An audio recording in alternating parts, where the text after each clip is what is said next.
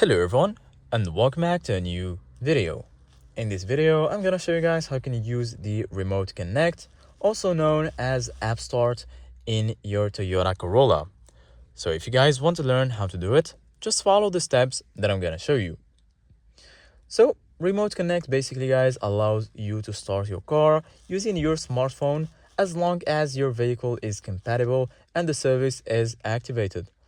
So if your vehicle is compatible with this option, first of all, you need to download the Toyota app from the App Store or Google Play, depending on which phone you have. And then you need to open the app on your phone and sign in using your Toyota account.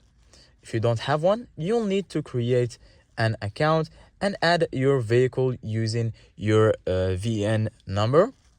And once your vehicle is added, make sure Remote Connect is activated.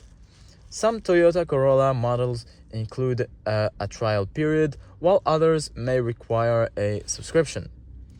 After activation, just open the Toyota app and select your vehicle. On the home screen, tap the Remote Start or Start Engine option. For safety, the app will ask you to confirm your request, and once confirmed, the engine will start remotely. The vehicle will remain locked, and the engine will automatically shut off after a few minutes if the door is not opened.